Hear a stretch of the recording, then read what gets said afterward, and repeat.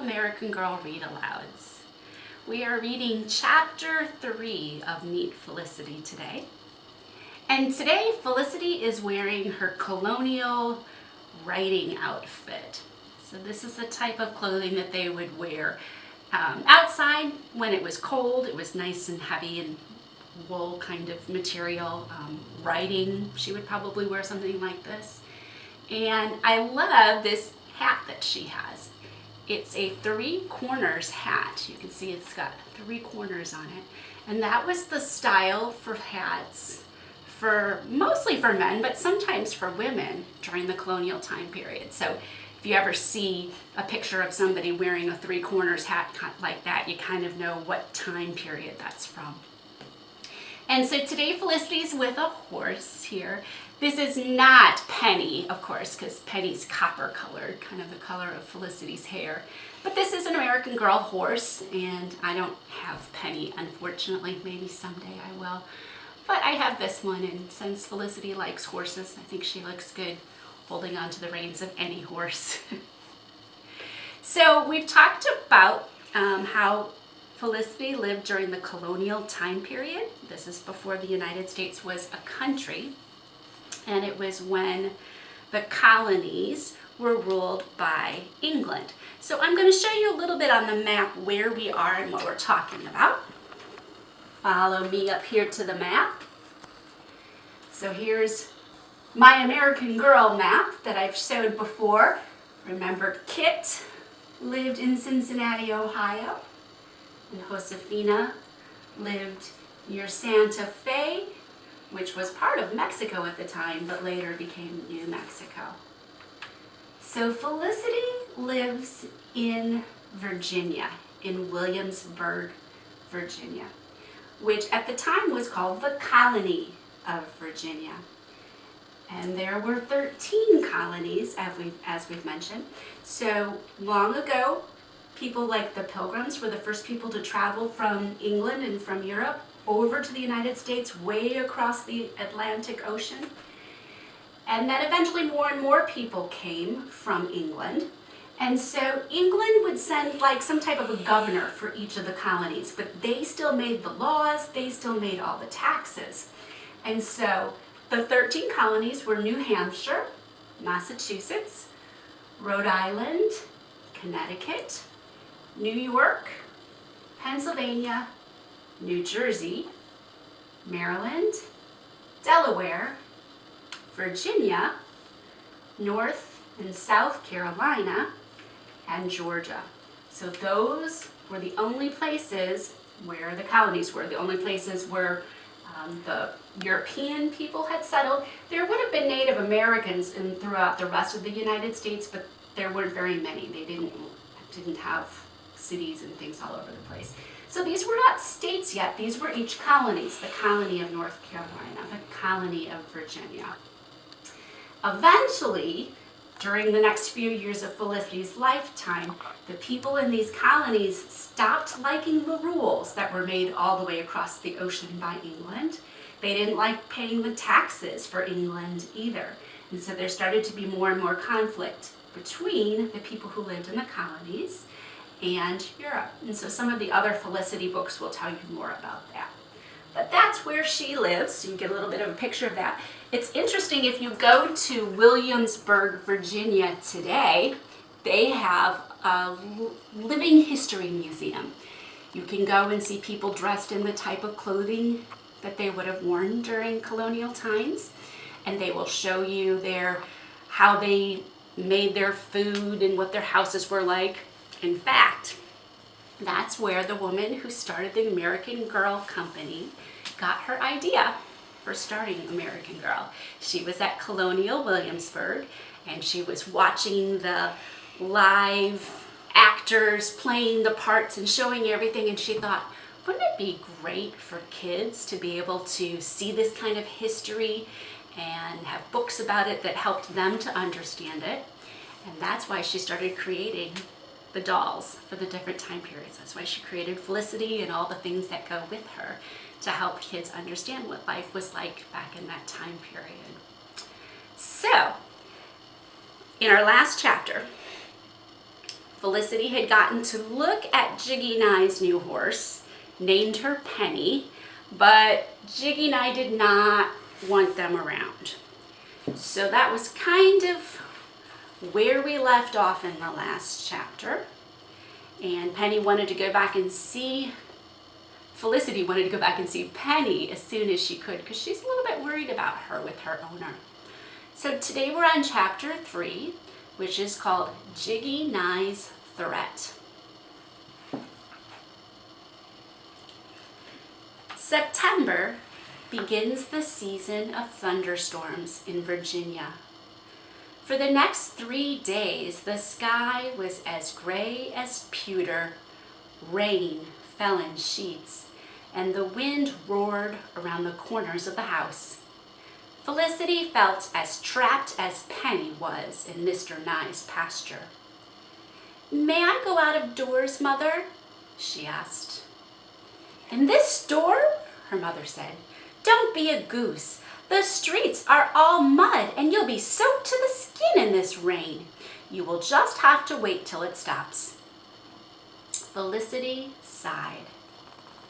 "Lissy, my love," said her mother. Her gentle voice sounded tired. "Look at this apron you sewed. I've had to rip out the hem on it again. It's supposed to be 20 stitches to the inch, Lissy. And in line. Yours fly all over. Your sister Nan sews more carefully, and she is but 6 years old." "I'm sorry, Mother. Indeed I am," said Felicity. "My hands just won't go slow." Mrs. Merriman patted Felicity's hands and handed her the apron. "You will have to teach your hands to slow down, my girl," she said. Felicity held up the apron and shook her head sadly. "All these miles and miles of stitches. They are never finished," she said. "Slow and steady, my child," said her mother. "They'll be done faster if you do them right, so that you don't have to sew every seam twice. Remember, haste makes waste." "Haste makes waste," Felicity repeated. She and her mother had to smile at each other, for Felicity was told that haste makes waste at least once every day of her life. She settled down to her stitching and tried very hard to be careful for a little while. At last the sun broke through the clouds and Felicity was allowed to go outside. "Take these preserves to Mrs. Deer," said her mother. "Nan and William will go with you. They've been cooped up too." Felicity hid her disappointment. She wanted to go see Penny by herself. She didn't want Nan and William dragging along. They were so slow. And she was so eager to see Penny. But she had no choice. William toddled along on his fat little legs, dragging a stick through the mud. He stopped to pick up stones and drop them in puddles. He seemed to be trying to get as much mud on his shoes as he could. Nan walked in little ladylike steps, picking her way carefully around the puddles. Felicity was forever having to turn around and wait for careful Nan and muddy William. "Ooh, Lissy," said Nan. "Look at the fine hat in the milliner's window. It has a whole bouquet of flowers on it. Let's go in and look at it." "No, come along, Nan," said Felicity. "I don't want to waste time with that foolishness." Nan was miffed for a while, but she cheered up and put on her sweetest face when they reached Mrs. Deer's house. Mrs. Deer gave Nan and William each a cake. She fussed over them until Felicity thought she'd burst with impatience. Then, when they were at last on their way to the tannery, Nan announced, "I want to go home. I won't go any further." "Nan," Felicity said sternly, "we're going to the tannery. Come along." "No," said Nan. "The tannery smells terrible. I won't go." She stuck out her lip. "I won't too," said William. Felicity had an idea. "Nan," she said slowly, "there are lots of flowers out by the tannery. You can pick them and put them in your hat so it will look just like the one in the milliner's window. Won't that be fine?" "Well, perhaps," said Nan, "but I won't speak to that dirty old Mr. Nye. He's bad." "Bad," repeated William. He swung his sticks as if they were swords. Felicity led them along past Jiggy Nye's house to the pasture. And there was Penny. She was thinner, and her coat was even more matted and dirty. There was a red cut on one leg, as if she had hurt it trying to jump over the fence. Jiggy had tied Penny to a stake. The poor horse was straining at the rope, pawing the ground and jerking and tossing her head. "Horse," said William. "Yes," said Felicity. "Her name is Penny because she's the color of a penny and because she's so independent." "What does independent mean?" asked Nan. "It means she has a free spirit," said Felicity. "Penny wants to run." Felicity climbed up on the pasture fence. "Don't go near her," warned Nan. "She won't hurt me. She will never hurt me," said Felicity. She called to Penny softly, slowly. "Penny, Penny, love. Look here. Look what I brought you." Felicity tossed a lump of sugar close to Penny's nose. "So much sugar, Lissy," said Nan. "Where did you get it?" "Hush," said Felicity. She didn't take her eyes off Penny. "And don't tell about it when we get home, or—" "So!" Mr. Nye's voice croaked in her ear. Felicity's heart stopped. Jiggy grabbed her by the shoulders and pulled her down off the fence. Nan knelt to next to William, and held him tight. "You're that sly red-headed chit, aren't ye?" said Jiggy. "Didn't I tell ye to stay away from my horse?" Felicity yanked herself out of his grasp. "I'm not hurting her," she said. "This horse is none of your business, hear me?" growled Jiggy. "She's a vicious animal. She knocked the fence down trying to jump out of the pasture. I had to tie her up. I don't want ye spooking her. Stay away." Felicity was frightened, but she was angry. "You're the one who scares the poor horse," she said to Jiggy. "You have no right to treat her so badly." Jiggy grabbed Felicity again, but just then Penny whinnied wildly. "Quiet, you nag!" Jiggy shouted at Penny. He picked up a big stick and climbed into the pasture. As he came near, Penny reared. With a mighty pull, she broke the rope that tied her. Jiggy lost his balance and fell back into the dirt. He shook his fist at Penny as she ran away to the far end of the pasture. "Ye worthless nag!" Jiggy yelled after Penny. His face was spattered with mud. "I'd give ye to anyone who can ride ye. Anyone can have ye, hear me?" Jiggy stomped toward his house. Suddenly he turned toward Felicity and snarled, "And you, get yourself and those brats out of here. I'll skin ye alive if I see ye here again." Then he stormed off. Nan was crying. "Let's go, please let's go," she begged. She pulled on Felicity's petticoats and dragged her away. Felicity looked back to see Penny galloping around the pasture. At least Penny was not tied to the stake anymore. She was fenced in, but she could run and move. Good for you, Penny, thought Felicity. Don't you let Mr. Nye scare you. I won't let him scare me. At supper time, it was William who gave it away. Big horse, he said.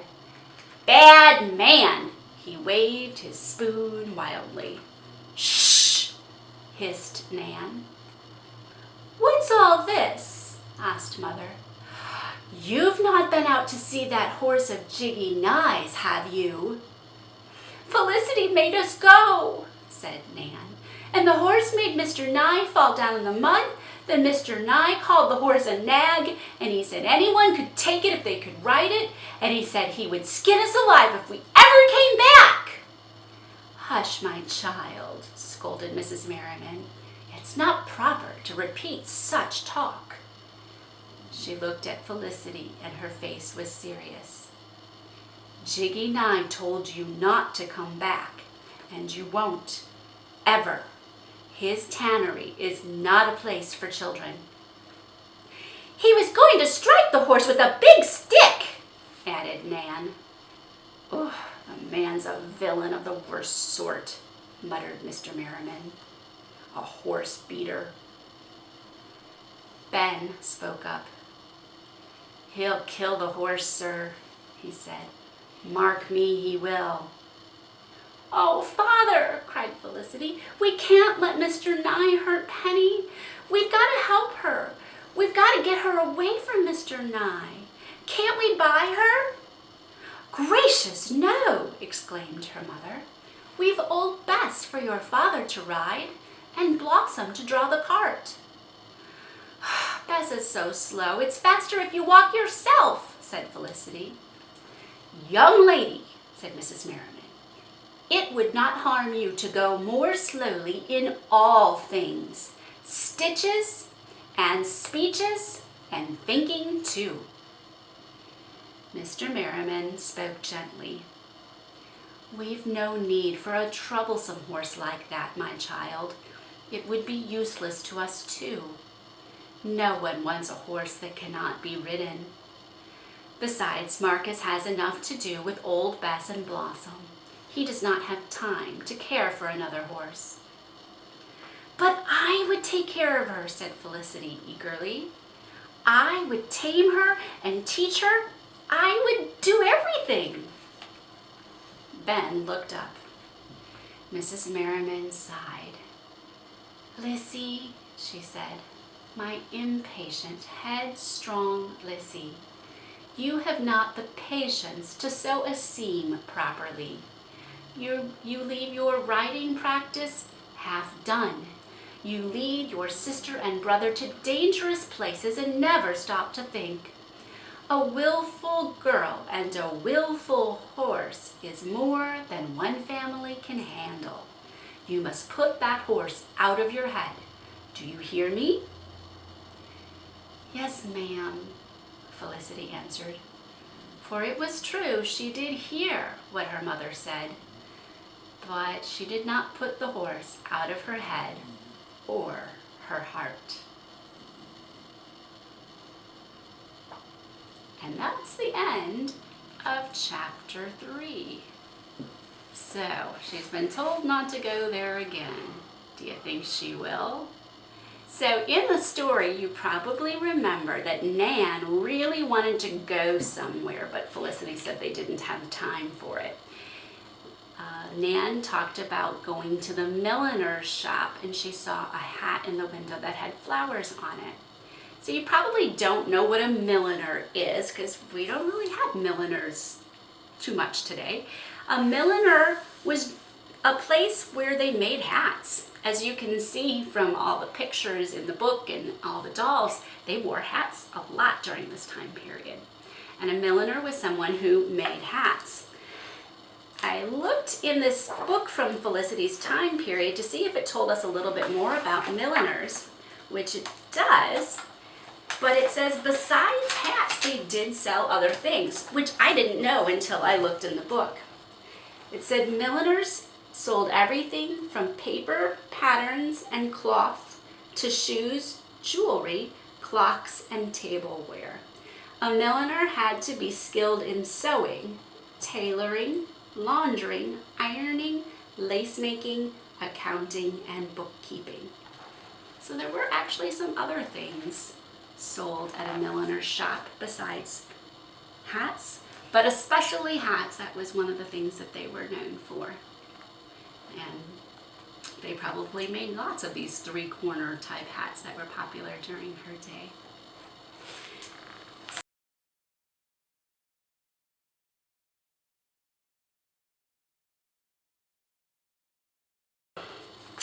Felicity said she heard what her mother said, but she really wasn't putting Penny out of her head or her heart. So I have a feeling she's not done getting into trouble, sneaking over to see Penny.